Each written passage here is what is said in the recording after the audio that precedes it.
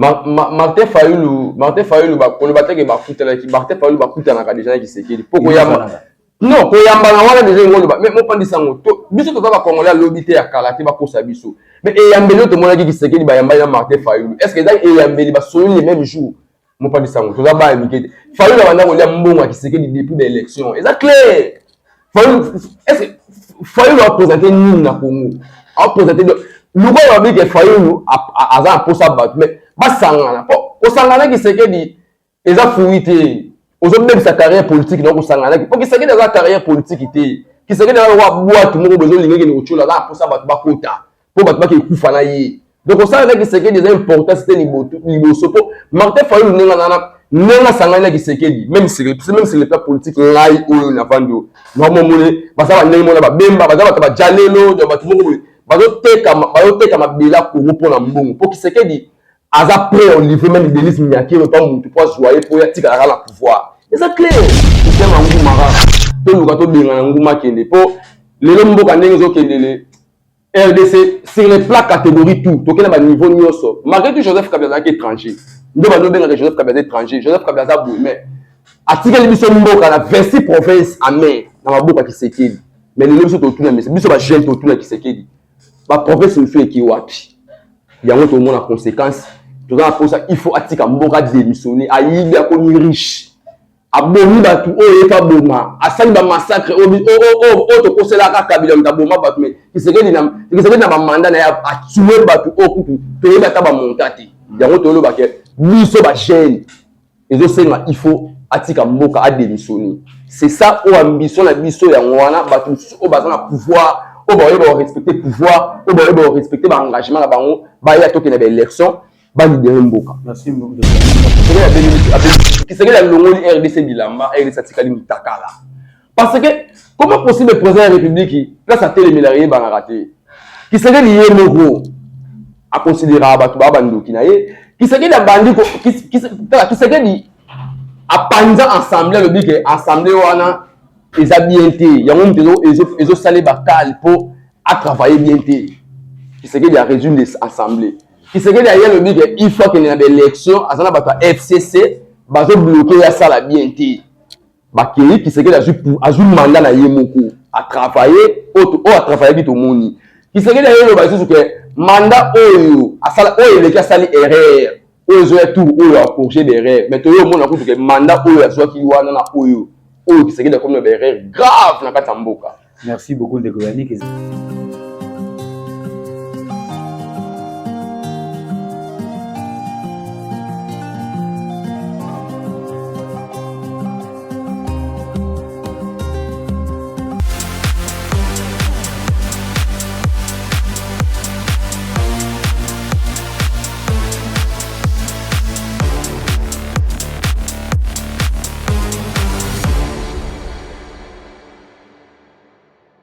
Merci beaucoup à tous les abonnés de Société officielle. Ça faisait un certain temps que nous sommes plus revenus ici pour tourner cette émission. Comme vous le savez, cette émission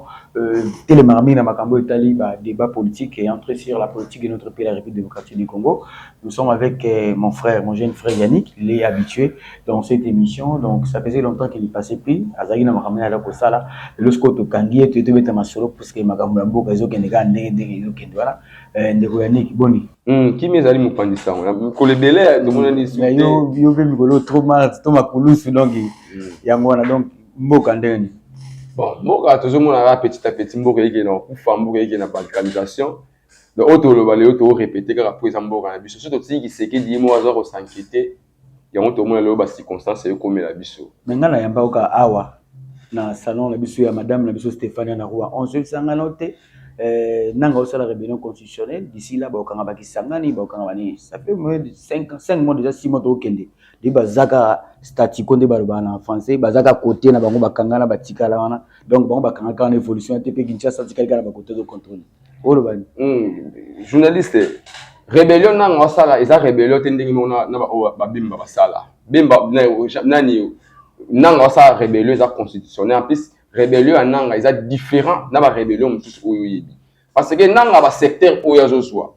a dit que personne ba congolais ba vanda ka personne ba congolais bazali donc akoki kolinga te asala makambo ndenge babemba basalaka ba rébellion na bango ndenge bamwisani ya mwisi basalaka ba rébellion na bango ndenge bato misusu oyo boyebi basala ba rébellion na bango donc rébellion ya nanga na bango eza différent po rébellion ekoma modifier donc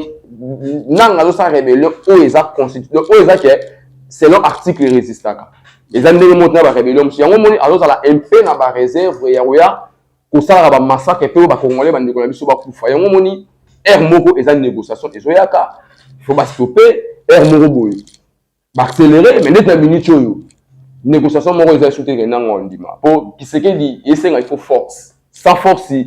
Kisekedi en croit na elongo te force yango pe bolo ba trop na yuto lo ba 5 mois za ka place wana yo bio ba di 5 mois on te di 10 juin toza na Kinshasa mais juin yango monsieur journaliste naza rapporter parole à nanga te mais na loba mambo eleka na mboka po ya nanga na bango ba longola Kisekedi mais na biso déjà que rébellion za constitutionnel ngo lobani même ngape selon article 64 31 mais c'est Kisekedi pour article na biso bana mboka les articles ya yemo Kisekedi c'est biso bana mboka ke ce qui président et que na lekina na ba fraude d'élection le peuple fait terminer l'article 64 il a gagné c'est en plus c'est 80% les gars na moko mais mo pandi sango to boyita mo pandi sango est-ce que mayo yebi yo zamuta mayele est-ce que au Félix asala na Congo za quelle élection l'article ni na kati ya constitution ya mboka ke élection ba ko voter 7 jours là c'est des ordres de bandaki mais il y a le bail à majorité à 75% mais les majorité na yi il faut tibiso ba congolais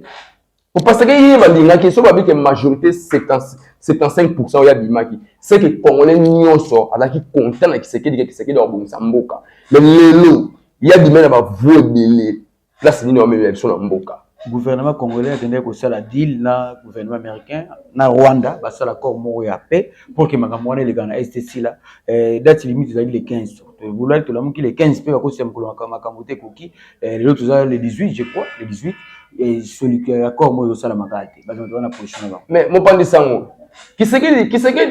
a même les biso politique à kilokuta lelo kilokuta mo vimba wa le vivre na kata Congo pour na bato ya IDPS pour na yemo Kisekedi a sérieuxité ba si parler oyo e bandi lelo te ba ya Rwanda solution ni bazwaki ba wana na Nairobi ba keti ba doa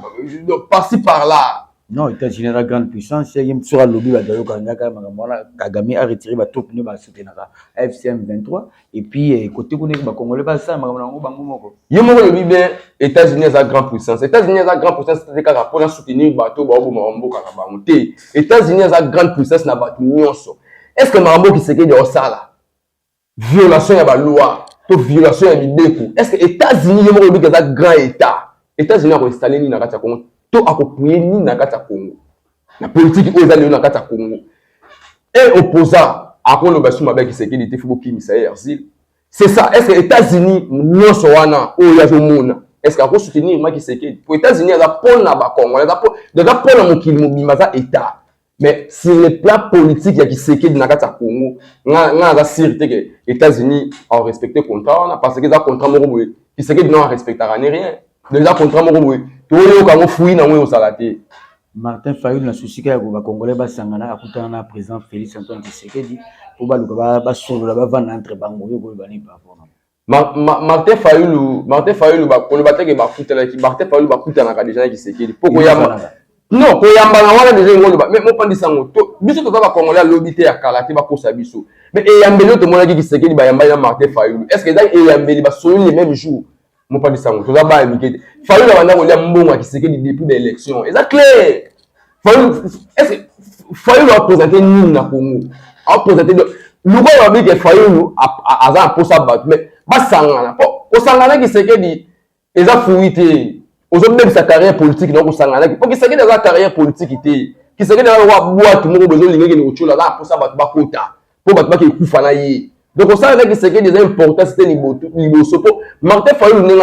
nenga sangana Kisekedi même si le plan politique là oyo na vando normalement basaba ndenge mona ba bemba bazaba ba jalelo de batu moko bazoteka mabela Congo pona mbongo pour Kisekedi aza prêt au livre même Denis Minyaki le temps mutu pour joyer pour ya tika la pouvoir c'est clair et ba Fayulu ba Jean-Pierre Bemba et association des mafiataires de bango bazu Congo en otage ba monta biso ba congolais principaux ba mabubu na bango ça va bien ba parti politique la bango ça va bien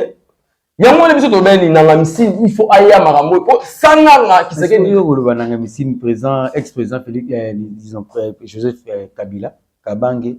azovana ba en Afrique de l'Est Afrique australe ya comme on dit Afrique australe ovanda kuna ba Botswana ba côté kuna ba Namibie subitement aye na partie orientale le bakiza na Goma aye na ba rébellion ko bani par rapport nango et là on y est présence na ko sunga Congo na nini mais mon pas sango biso to tout na boye yango au moins petite photo tout na boye est-ce que mutu sera quitté na Goma est-ce que comme fraction le fait que bateau tout ba na Goma ba Rwandais na ko ya pe na Congo central dans Boka non il y a le partie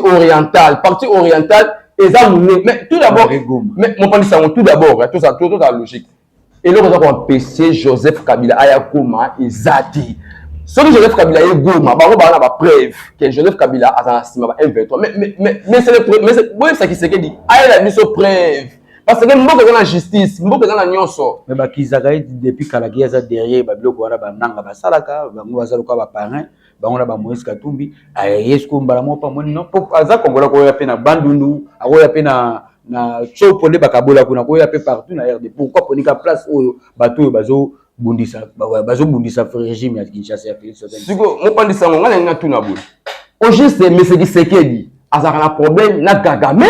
to azaka na problème na Joseph Kabila to azaka problème na bananga po mais ce qui Tshisekedi eza lokola pota soko kanyi hémorragie te to tongi ngo makile obima donc on nyo surtout mais ce qui Tshisekedi okenda gauche à droite eza solution te o atozungu toi Joseph Kabila kati lelo eza solution ba congolais te solution ba congolais eza na morale Tshisekedi a pesa biso mbongo te parce que ya kuti mbongo na kata Congo Tshisekedi fanya la biso kimia fanya la biso mboka to la ini Tshisekedi a yeli biso tribalisme Tshisekedi a tribalisé même propre armée na biso to yebaki RDC ba ko défendre Congo na qualité nyonso elingi Tshisekedi le a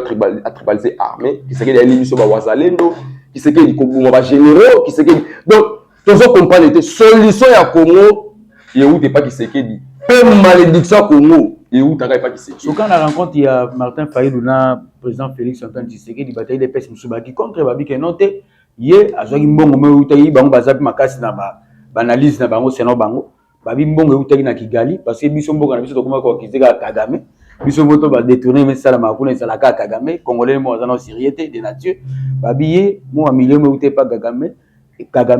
président Kagame allez en collaboration avec Sangwana Senko, il faut que président Félix Antoine Tshisekedi pour que vendre ensemble na bananga baluka une solution pour la planning. Vous prenez ça il y a un temps de bagage Tshisekedi a longoli RDC bilamba RDC Tshisekedi mutakala. Parce que comment possible le président de la République là ça télémilarié ba raté. Tshisekedi yé moko a considérer abatu ba bandoki na ye. Tshisekedi a bandi ko Tshisekedi a panza assemblée le dit assemblée wana eza bien té yango mtezo ezo salé bakal pour à travailler bien té Tshisekedi a résumé l'assemblée Tshisekedi a le dit il faut qu'il y ait des élections azana bato FCC bazo bloquer ya sala bien té bakeli Tshisekedi a joué mandat na yemoko a travailler a travailler tout moni Tshisekedi a le bazo que mandat oyo a sala oyo le ka sali erreur oyo tout oyo a corriger des erreurs mais to yo mona ko que mandat oyo a soit ki wana na oyo Tshisekedi a comme des erreurs grave na kata mboka. Merci beaucoup de Gouvernement Ezali Kambatan sur le scénario avenir à Congo ezani na mamno sezoleka bon avenir à Congo ezani to lobi boy ezali rôle ndako na ngai continue ka ngamona na capacité bimisa nguma na kata ndako te oko benga même muto oleka na nzela même oyebi ete ya ko soutenir ngato bimisa nguma ya le rôle à Tshisekedi na minute total ni Rwandais ni Burundais parce que yemo na zamu taliboso akota ba groupe étranger ya armée na kata Congo yemoko mutaliboso ya wona to bibu biso nyonso na minute total wa nyoka mo to yo bimisa e senga ni atako to yebi no chambre na ngati potati to aka to bimisa nyoka mais ça mais c'est Tshisekedi la vipère na kata Congo na minute parce que akoti tribalisme a balkaniser Congo parce que na minute yo soki mutauti Kinshasa ke Goma na limite ke ba yambi bien soki mutauti Goma ye Kinshasa donc a balkaniser comment possible yo ko na ba banque na kata Goma de bato ba ofufa na kata Goma c'est que ba ba Rwandais mais bino bo menacer régime na ye aza ola do mais bo menacer régime na ye aza ko papa na ndaku bana bazo bela bela siko yo papa nda bana ba bela bela yo que tout na voisin bana ba bela pour l'année mais yo za garant de la nation apota qui serment liboso bible liboso drapeau Congo ya za garant non sur les mboka oye ba obine citation mais les citations comme grave na kata nda papa ozo le belo côté bana ba okufa bana maladie papa ba comment on va ba romela masanga papa qui na ba anniversaire so solution lobi na on pas dit ça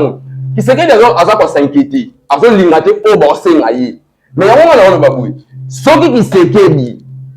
ba tché aké na fox biso ba congolais pas signé biso tout le monde pour parce que c'est que sur les plans diplomatie ya biki alors que l'été il y a ça d'accord il y a on livre même moi si na pour tiki na pouvoir aza d'accord il y a biloko nyonso ya mboka ya Congo ateka pour batiki na pouvoir parce que sur les plans diplomatie azate tout d'abord à respecter ani maramouté na Angola à respecter akenda kuna na Kagame kuna na Doha ba respecter donc solution ya Congo ezaye malédiction Congo ezaki seki. Merci beaucoup. Moi message particulier na ba Congolais non soit à travers le monde jusqu'à besoin ça. Système angu marara to luka to benga angu makende po lelo mboka ndenge zo kendele RDC sur les plats catégorie tout to kena ba niveau nyonso malgré tout Joseph Kabila est étranger ndo ba no benga Joseph Kabila étranger Joseph Kabila za boui mais atika biso mboka na 26 provinces en mer na maboka ki seki mais lelo biso to tuna mais biso ba jeune to tuna ki seki ba province ne fait ki wapi yango to mona conséquence to za pour ça il faut atika mboka démissionner ayibi akomi riche abomi batu oyo pa boma asali ba massacre o to kosela ka Kabila mtaboma batu mais ki seki na ba mandat na ya atuer batu okutu to yeba ta ba montate yango to lo ba ke biso ba jeune ezosenga il faut atika mboka a démissionner c'est ça o ambition na biso ya ngwana batu o bazana pouvoir o ba yeba respecter pouvoir o ba yeba respecter ba engagement na bango ba ya to ke na ba élection ba libérer mboka. Merci beaucoup de Goyanik moi mbote. Bon la pesi mboka mbote pas venir nga Ernest Fioti à partir à Rennes malgré tu sur la pesi nga ba conseil belé bientôt pe tous aller sika mo relever ba mbote no ya ngwana. Merci beaucoup de Goyanik, merci la maître Vicky, mais merci surtout la patronne espace madame Stéphanie salon qui tourne à 11h. Merci la maître Joe fils qui est toujours là Vicky, merci la ndeko biso moi aussi Sophia. Ba biso moni madame c'est que moni paye donc ba loka ba passe donc il y en a des qui ba tout monde bien ba biso na salon ba Ernest Oligo ya bazara toujours dispo donc merci la ndeko tout ba biso merci vous s'abonner à tous les officiels check.